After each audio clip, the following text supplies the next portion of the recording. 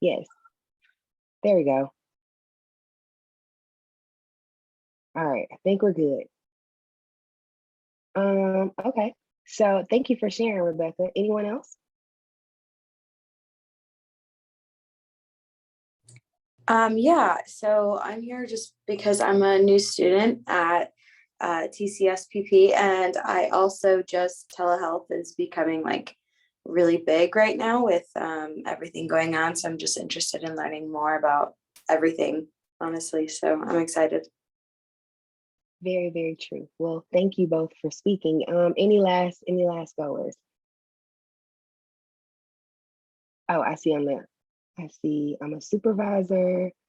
Um, just got into the field, things of that nature. I'm sorry, Teresa, were you about to say something too? Yeah, I was just here because I want to know everything that I possibly can about telehealth. My experience over the pandemic was to actually do telehealth instead of in person, and just some of the things that I experienced with that, I'd like to have had maybe a little bit of a heads up before kind of venturing into that unknown area. Okay.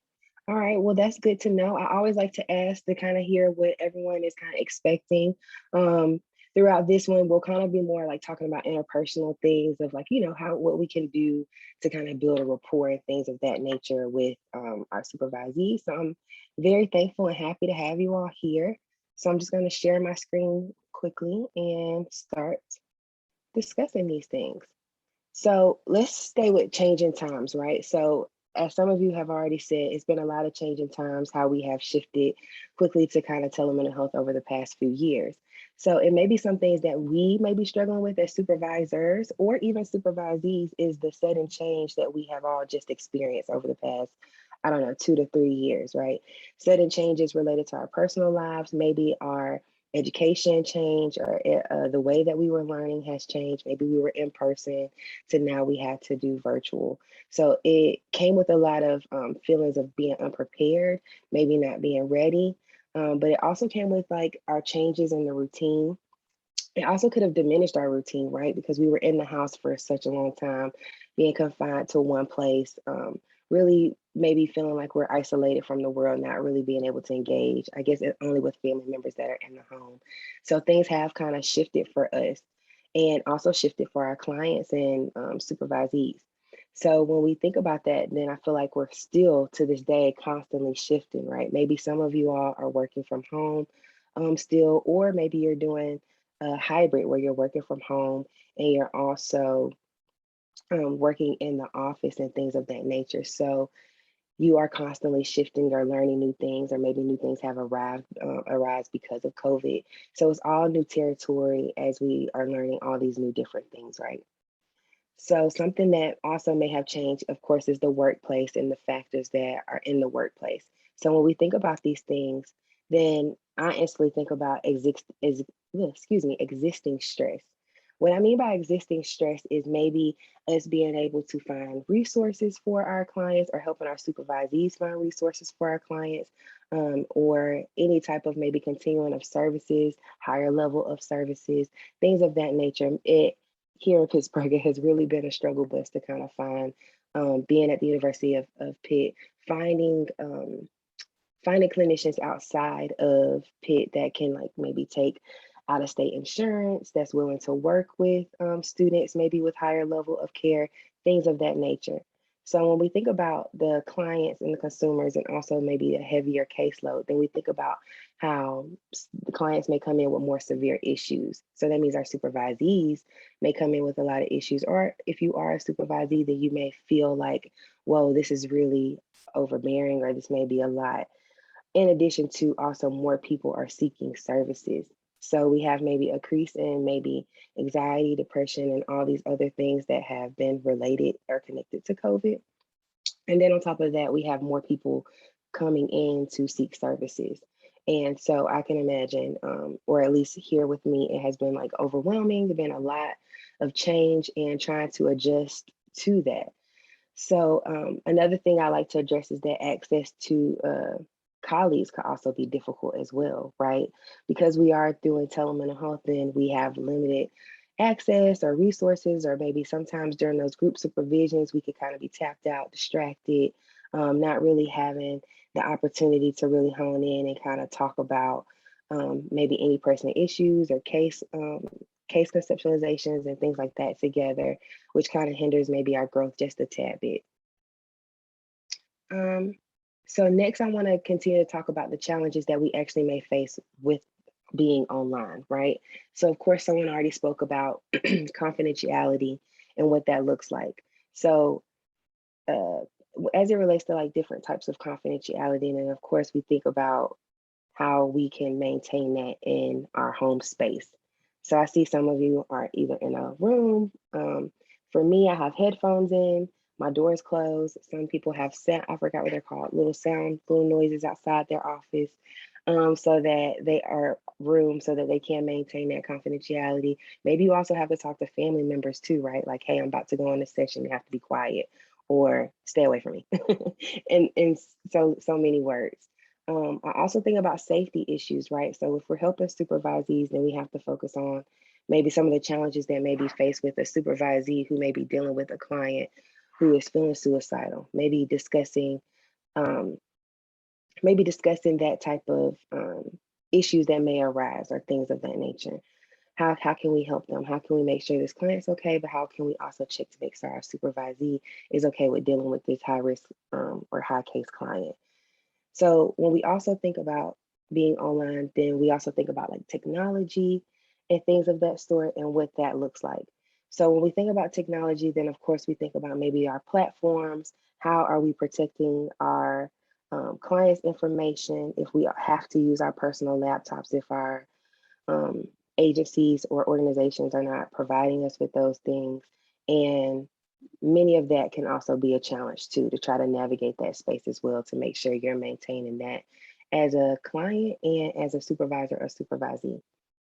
Next, again, I already talked about it a little bit, which is managing multiple environments, right? You may have a screaming kid or a kid that may be doing virtual some days. I don't know if it's like that for you, but COVID's kind of kicking back up. So sometimes kids have to stay at home because they have it in their classroom.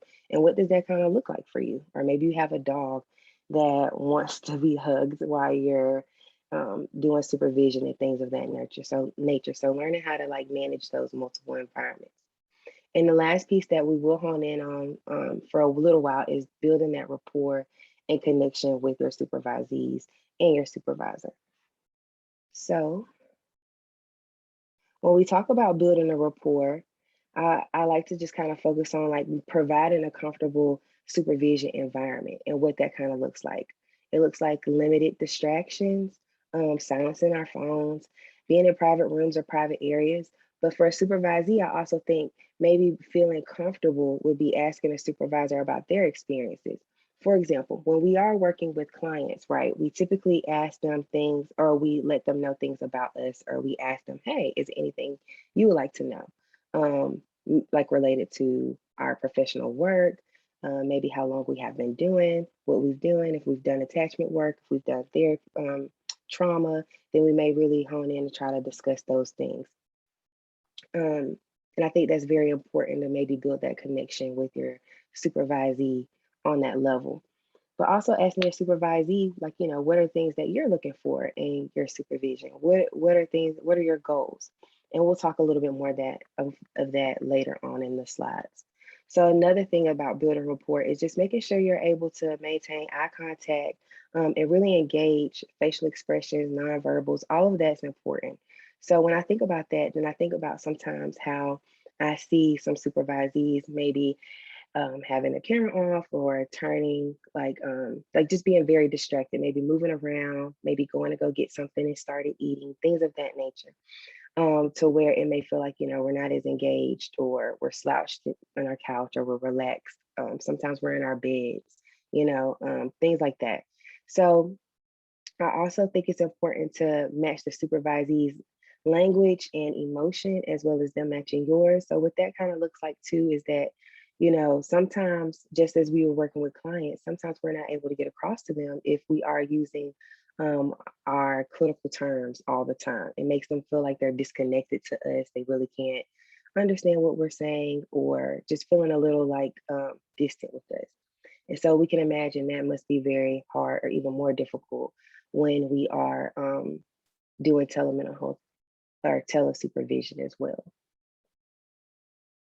So when thinking about rapport building and skills, then I would like to kind of hone in on like supervisor skills is remaining like the attending skills. So again, being verbal and nonverbal behaviors, paying attention to those. Also making sure you're showing empathy. You know, what are your supervisees looking for when they come? I'm pretty sure they're looking for empathy because it'll be there like they are working with clients, maybe difficult clients, again, like how we said, it may have increased because of COVID, things of that nature, upholding a positive regard for them without letting our own issues kind of play a role in it, maybe our own stress levels and things of that nature. So maintaining that unconditional positive regard. Evaluating.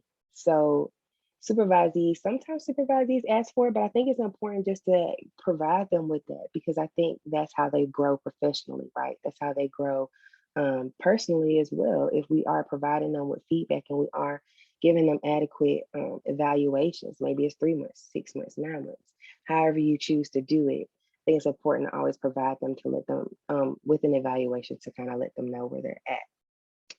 When we think about communication with supervisees, then I often think about how will we communicate what we are at, what do we need them to do? For example, if they're working with a client and they're really stuck on maybe the anxiety of it, but maybe not really diving deeper to that deeper feeling and meaning of the client. Maybe your supervisee is really struggling with kind of tapping into those deeper layers. Then how can we possibly communicate with them to help them understand that, hey, we need you to pull deeper, we need you to dive deeper, things of that nature related to communication here. Which is also contributing to like leadership and problem solving, right? Supervisees are looking for us to be able to show that we can be able to communicate. Hey, I noticed this about you. Have you recognized that about yourself? How will you identify or work on these things? Leadership, as far as maybe is some outside resources or things they should look into, and you provide that to them when they're in sessions with you. And problem solving, of course, that is when we're talking about our cases and we're giving insight and we're also helping them feel like they are solving the problem so they can be prepared for their next sessions moving forward. For supervisees, again, maintaining that verbal and nonverbal behaviors, being aware of yourself, and also response to feedback. So my experiences with working at a university, sometimes I have noticed that some supervisees haven't been receptive to feedback. So maybe talking about that with them, maybe processing, hey, I noticed this was defensive, like, can we explore these things? But for the supervisee, I think a good tip to know is that, hey, be open-minded. If you're not trusting your supervisor, maybe explore that. Like maybe if you feel like, I don't really know if this is good feedback or not, maybe that's something that you all can discuss to kind of build a rapport. Or if you need better understanding as it relates to why they provided you with that feedback, then make it overt as to like, hey, I need help with this. I need clarity. I need better understanding. So with that being said, then exploring challenges. If there's some challenges that you are noticing when you're working with clients, then that's a good time to bring those things to your supervisor to say, hey, this person said this to me and that was really hard for me. That was really challenging. Or it was really challenging to observe this. One example that I have that I think about where I had to tell my supervisor I needed to explore is a few years ago, I had a client that had been sexually abused by her brother. Her brother went away for a while, but then later came back into the home. And I noticed he popped her bra when she started talking about sexual things that has happened in the past. So those types of challenges for me, I was a little taken back and I had to bring it to my supervisor to kind of really explore like what could we do to kind of work on this, or how can I stay present in the moment and not get upset or ask maybe the wrong questions that could mess up the session and things like that. So again, which is me recognizing and addressing interpersonal issues and being open to bring them to my supervisor. Also addressing needs. So say, for example, it's something that you feel like your supervisor isn't covering with you, but you feel like it's very important for you to know. It could be assessments, it could be something related to maybe your treatment plans that you don't really feel confident in. I would say explore those things and kind of figure out what they are, pinpoint them, and be able to write them down and save them so you can present them to your supervisor moving forward.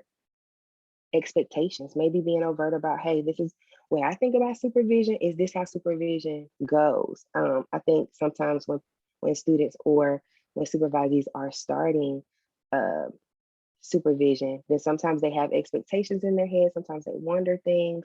And sometimes they may need to request coaching, like they need help. They need help with certain skills. They want to improve on certain skills and assessments and things of that nature. So I think, so when we talk about, again, when we continue to talk about rapport building, techniques that supervisors can use. Now, I put these things down as far as like art, music, activities like worksheets, videos, case studies, review, research, things of that nature. I placed all of those things down because of course we use them for our clients, but I think we also can tap into that and use them when we're also in supervision with them. So maybe to help with us being virtual, things like that, providing these things or letting your supervisee know, hey, this is something that I want to kind of work on today, review this, or bring a paper or a pen. Today we're going to do this, or bring your favorite song, or bring the song that you feel is a mood today or something of that sort, to kind of build that rapport and also kind of get a feel for maybe how your supervisee is. I have done techniques like this, and I've actually seen that sometimes maybe that's when I can be able to identify that a supervisee is very overwhelmed with life at the moment, or maybe with a client or something of that sort. And so when I think about those things, then I think about ways to kind of help build that connection when we are so distant with virtual supervision.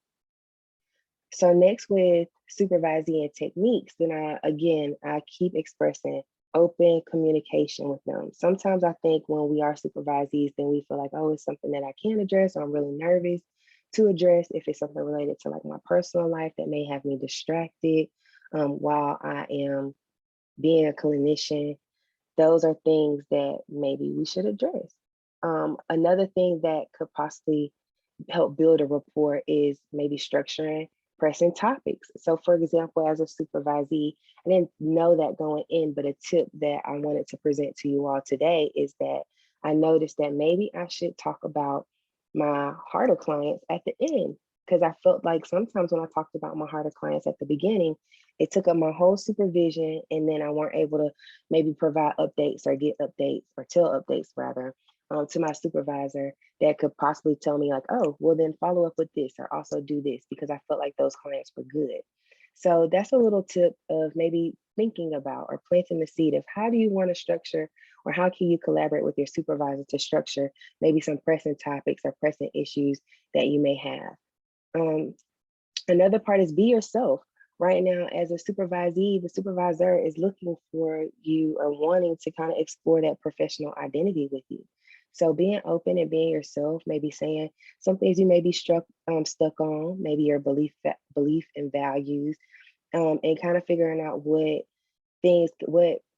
professional identity kind of aligns with that, what type of theories align with maybe how you're feeling and your personality, and then being able to tap into that and practice those things in a safe space or in a learning environment. Another thing is like, of course, I've said it before, but mirroring and matching professionalism. So if you see that your supervisor is asking you maybe to step up or, maybe do better in some areas, then also meet them where they're at. And the last piece is also just remembering that supervisors are human too. They have lives, they have things going on as well. So I think sometimes as a supervisee, when we have maybe anxiety related to a case, or really the case could possibly be getting the best of us and things of that nature, then we also have to remember that sometimes our supervisor might not be readily available, but they are available to you. And just recognizing and realizing that, hey, they're also human as well. So let's just stop here for a second and have a quick little chat. I'm curious to know, have you all ever experienced challenges in building a rapport with a supervisee or a supervisor virtually? And if so, how did you all overcome that hurdle?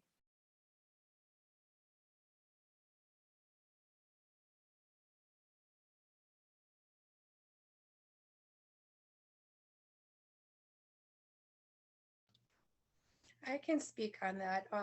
I started off with my therapy sessions in person and had to switch to virtual. And one of the things I was concerned about was how open I was going to be being in my own home versus actually being in person in the session. And we already had a rapport built, so that made the transition kind of smooth.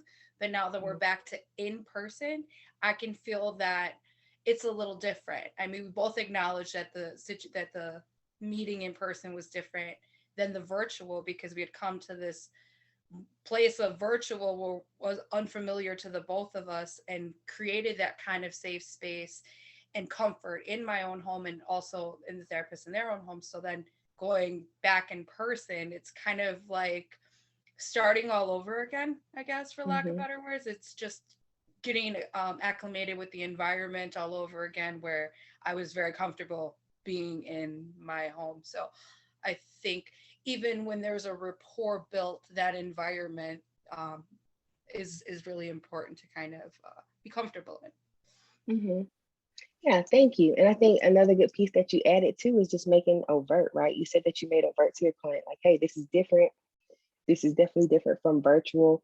And it sounds like you experienced that kind of twice with this particular client, right? Because you said that you guys were originally in person and maybe had to have that overt conversation about how it feels a little weird to be virtual and then shifting back to that. So it sounds like you all were able to overcome that hurdle by making it overt that, hey, this is weird. Let's kind of talk this out. What's weird about it? How can we make this a more comfortable session moving forward? How can we continue to build that rapport in person like how we were virtual? So that's a good point. Anyone else?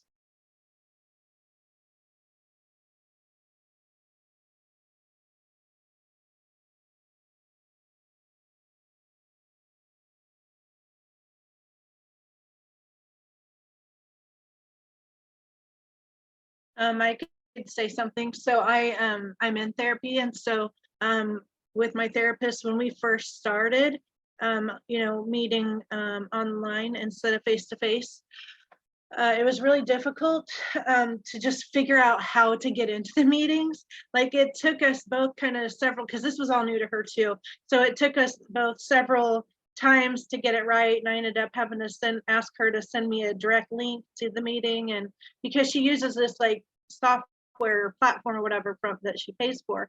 And so we were both kind of learning it at the same time, but it worked out.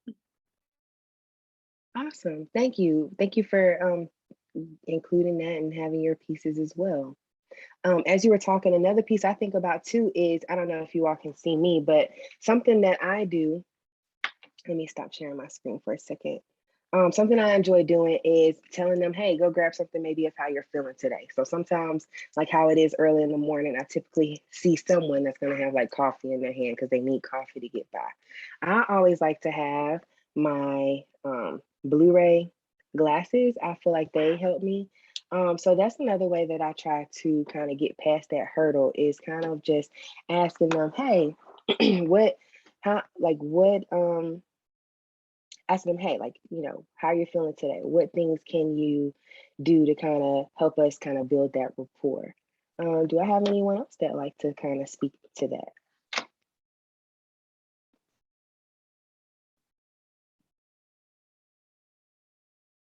No? Well, if you think of something later, let me know. So let's dive into the second portion of the presentation, which here we will be talking a little bit more about ethics. Most of them will be related to like supervisor work.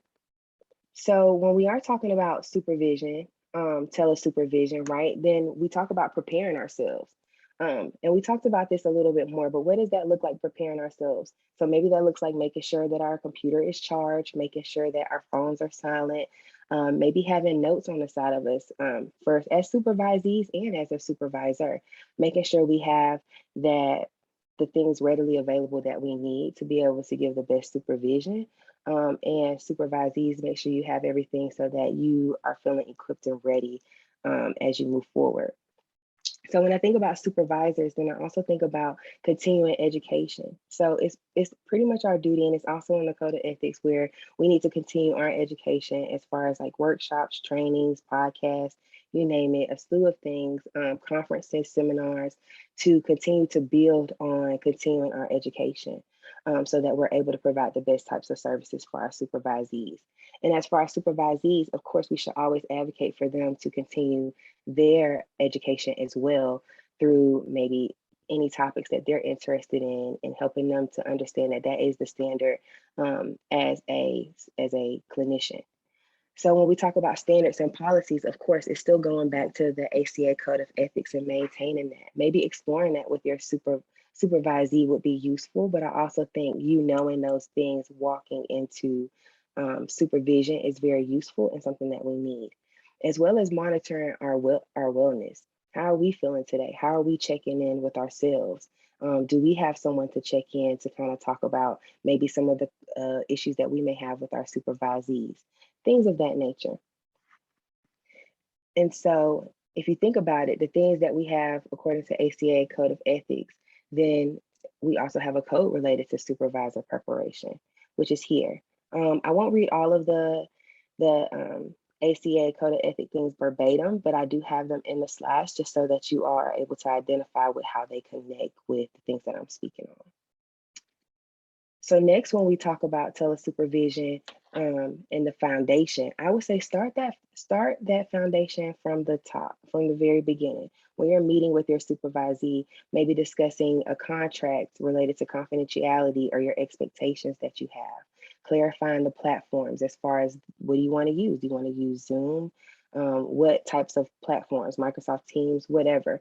Make it be known at the very beginning that this is my expectation, this is what I'm looking for.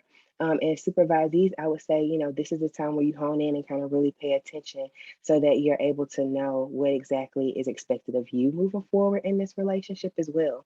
So strong and secure internet connection, of course, rather than the public free Wi-Fi is important, making sure that you have stable connection.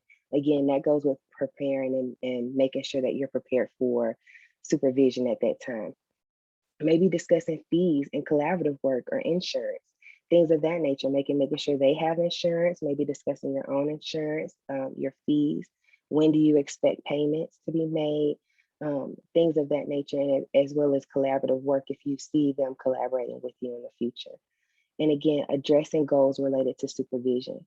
So maybe you can tell them, hey, I'd like to know some goals for yourself. What are you looking for? But also being able to identify, hey, they need to work on these skills and bringing that to the forefront as well. And here are some ethical codes related to that, which is informed consent for supervision and online supervision, what that looks like, and how we're expecting us to be responsible for these things and incorporate these types of practices when we are working with our supervisees. So next, I want to talk about kind of establishing the foundation again with setting and presentation. Setting as in like, where would you like them to be? What places like would you like them to be, like in a setting, of course, like how I said before, either in your room, a closed setting, making sure like, hey, you pulling over to meet at Panera Bread or you in your car is unacceptable or acceptable, things of that nature. And also talking about like the assessments and wellness, like fit competence. What I mean by that is just kind of assessing them. Again, I said it in the last slide, but really just being able to assess where they're at, and also bringing that to the forefront.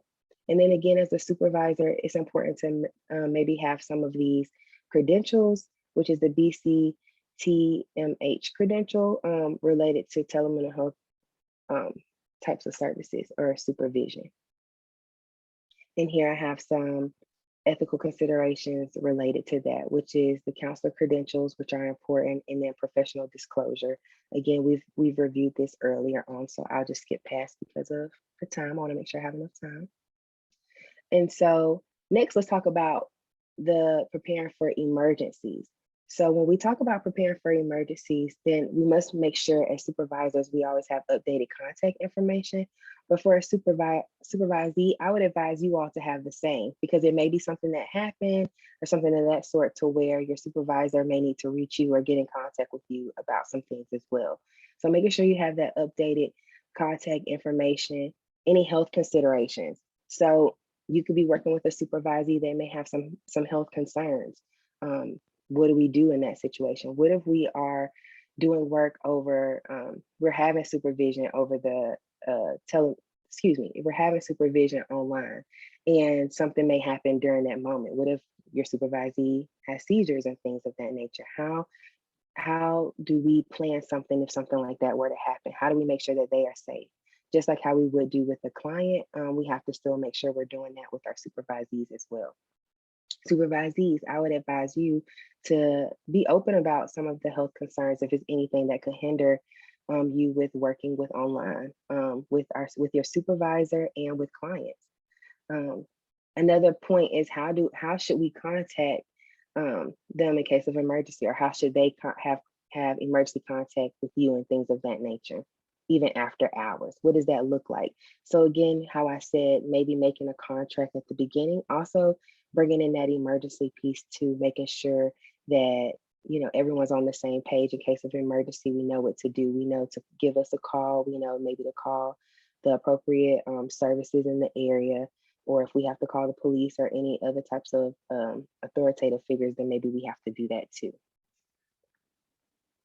All right, and then here are some ethical codes related to that, which is like emergencies and absences, and standards for supervisees, which is, supervisors make their supervisees aware of professional ethical standards and legal responsibilities, right? Really honing in on those things. So next, we'll talk briefly about best practices. And so when we talk about best practices, we must always remember that supervision is used for two central purposes, which is to foster the supervisee's personal and professional development, as well as making sure we're protecting our clients. And how do we do that? We pretty much work to ensure that client welfare is safe by monitoring the supervisees and evaluating the supervisees and their behaviors, services, gatekeeping, those types of things. So when we think about that, then we also have think about how can we do this. So in order to do this, supervisors and supervisees must have a strong supervisor relationship, which is why I talk so much about building that rapport and understanding who you're working with to support that positive outcome. Okay, so when we talk about tools and techniques, then we also talk about, again, continuing to assess clinical skills, ethics, their theories, making sure they're up to date on their policies, reviewing clinical notes. I think that's very important to review clinical notes, because sometimes they could be added too much, or maybe they could be not adding enough, and making sure that they are covering all the key points for how you would see your agency or maybe organization would like them to hit those key points. It's important to constantly check on them, and also make sure they're doing it at an appropriate time. So supervisees, you also should know that it may be an appropriate time, or some places may only give you 48 hours to complete a note. Those types of things should be made overt, and being aware of those things as you move forward with your supervisor. Viewing supervisees in live sessions, so watching their feedback, being able to provide feedback rather as you watch them. Another piece is having supervisees record videos of basic skills to review their review and supervision. So I think that's important, but I've also had the experience of my supervisor recording how she is doing as a supervisor, and me as a supervisee were able to look at that, and we were able to give each other feedback or say, hey, did you notice this is the dynamic that we have? And I feel like that was very impactful to be able to have that relationship with my supervisor. So maybe that's something that is a quick tip that could be added, that could also be useful too. And again, we have a code at the bottom, which is evaluation. How supervisors are responsible for for watching and providing these types of documents, and up to watching the feedback and providing the feedback and things of that nature. So again, to continue to talk about best practice, we always want to encourage peer-to-peer consultations. So virtually, it may seem difficult, but maybe sometimes you have to pull in more supervisees together. And maybe supervisees, you have to request those things, because I think sometimes we all feel isolated, or we may be working one-on-one with our schedules. But I also think finding out a cool way to engage peer-to-peer consultations could also be useful. implementing, of course, practices and trainings.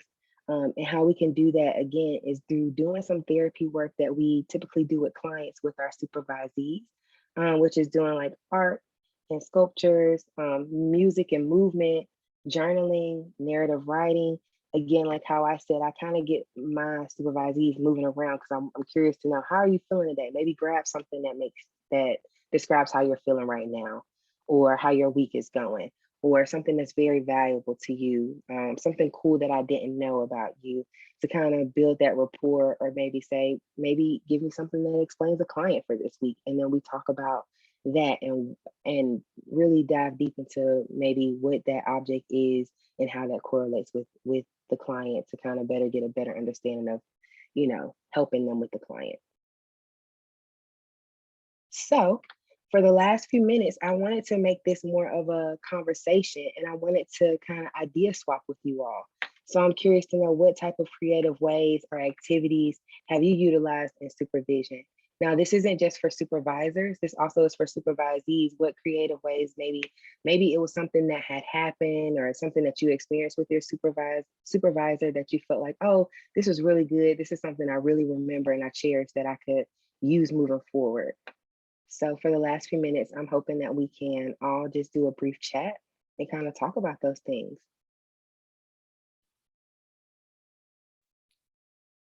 Hey, Brittany, I really enjoyed your presentation today. I thought you done a great job. I know it's not super exciting, but I really enjoy going to conferences, or if me and my supervisee are planning to attend a similar conference, especially like our state conference. It's been nice to go to sessions with them and have the opportunity to speak about, just to talk about the session. Because, so many times we're just kind of, talking about cases that they brought in or those sorts of things. So sometimes it's nice to digest or hear new information together and be able to just kind of talk about those things. Yes, I agree. Thank you. Because I do think talking about those things and being able to really bounce ideas off each other, I think that's positive. That's kind of what counseling, that's what we do. We talk and we collaborate and we work together to kind of figure out maybe what could be a best intervention or techniques with certain clients and things of that nature. So thank you for sharing. All right, anyone else? Yes, so I didn't catch this earlier. I don't remember if you addressed it, but Jose Lopez had asked, the hurdle was cultural differences. We talked about how change is difficult and how it is natural to be defensive and feel attacked. Did you already go over that one? Did you see that one? No, I didn't see Okay, it. and then it says the notion of rolling with resistance was very helpful. And then he has another one right after that. I liked when my supervisor showed me videos of their own session, and we talked about the different techniques and examples and having that visually. Thank you. Yeah, I think all of those. Oh, I'm sorry. Was someone else speaking? I just said you're welcome. Oh, yes, thank you.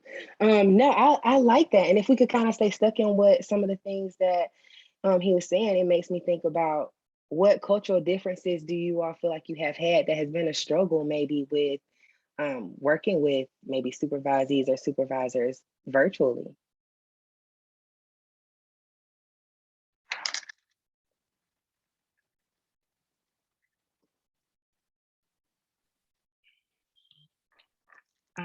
Sometimes to me, age difference,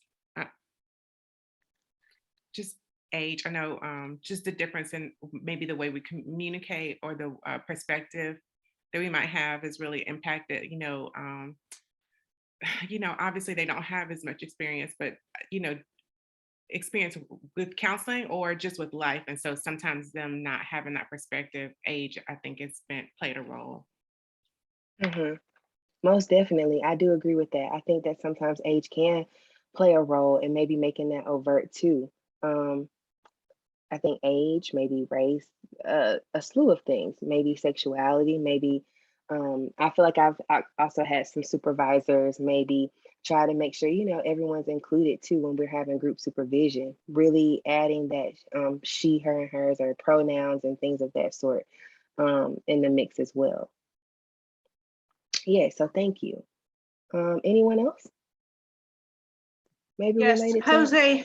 Jose had another statement here. He said a big cultural difference that I see is counselors having middle-class values and working with clients who may not be congruent in those values.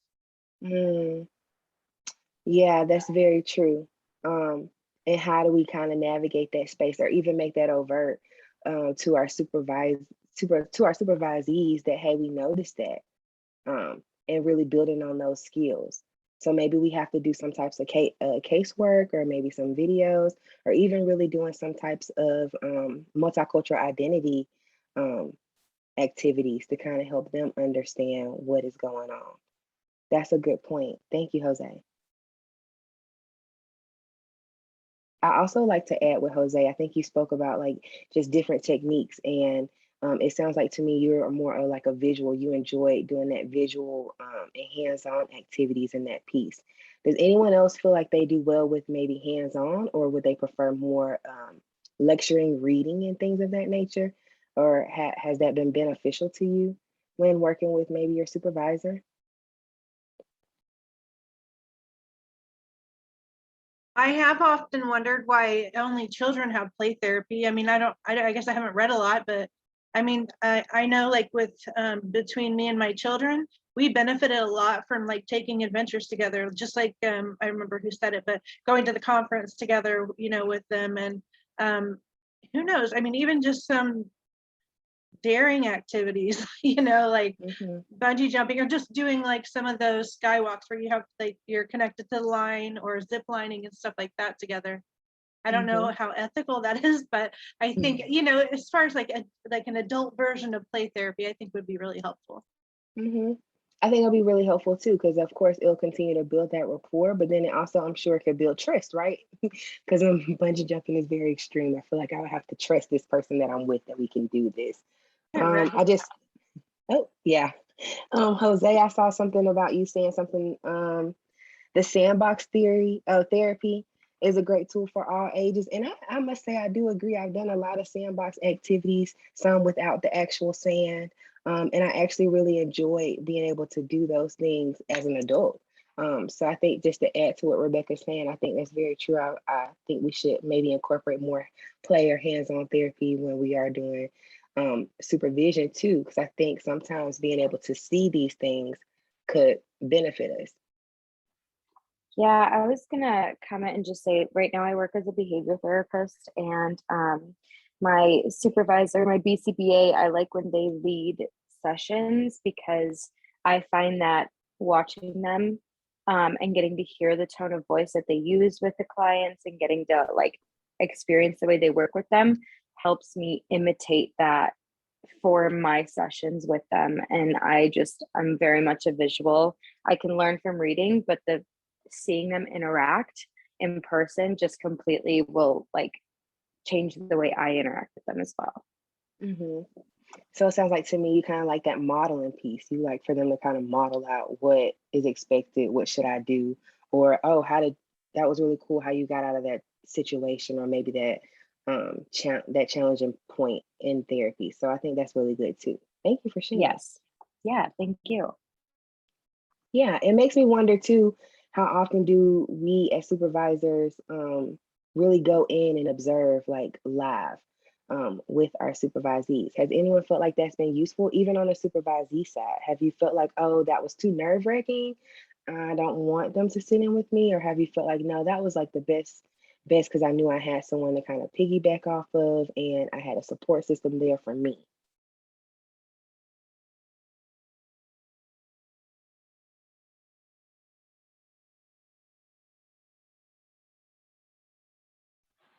I'll come back and comment and say, I actually like when they observe me as well because I love feedback, any kind of feedback, positive, constructive, because it's just overall like that feedback's going to make me better at my job. Yes, I agree. Thank you. And I saw Jose added an online stand tray, so you all should click on that and use that resource. Thank you for sharing that, Jose. And Yolanda, you said sometimes you enjoy tossing the ball in session with an adult client For some, it helps them relax and share more. Plus, it promotes laughter in session. Yes, I think that's very true. Another way you could do this virtually too, I think about is if you all are using Zoom, then you also can use the annotation section and you can be able to draw right there and on the spot. So some things that I did do with adults and children before that I would tell my supervisees could be useful is coloring maybe the mood that they're feeling, or maybe drawing something related to that. That also can bring someone in and kind of make it feel like we're more connected, even though we're virtual and far away. Okay. Well, I thank you all. Just with the last maybe 9 minutes left, I'm curious to know if anyone has any questions.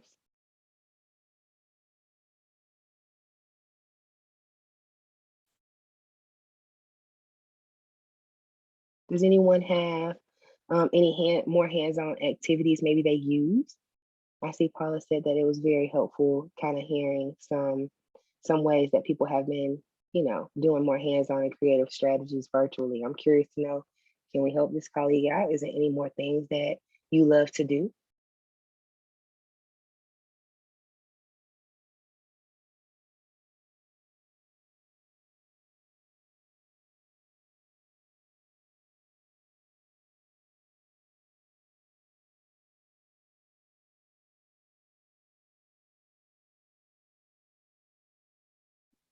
Okay, well, if we don't have any questions, then I would like to thank you all for your time. I really enjoyed spending this hour with you all. Please feel free. I will write my email in the box. If you all have any questions or like to reach out to me, please do not hesitate to do that.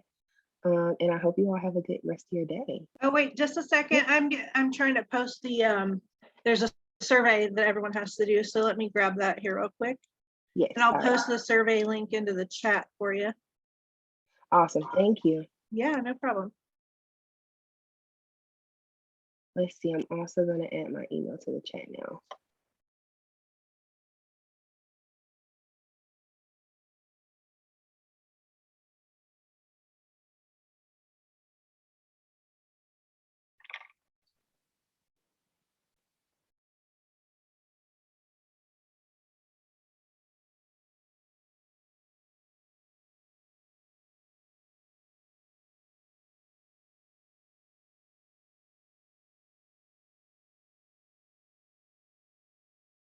Colleen, I don't know if you saw Julia's question. Okay, great. On it. Thanks. You're on it. I see. Rebecca, can you find that link? If not, I'm happy to put it in there. No, I have it. I just couldn't copy it for some reason. Oh. It would only copy like half of the statement and then it went away. So yeah, annoying. You sent that just to me. I'll put it in for everybody. All right. And then this will be provided via email as well. Brittany, great job. Thank you everybody for coming today, and enjoy the rest of the conference. Yes, have a good rest of your day, guys. Thank you.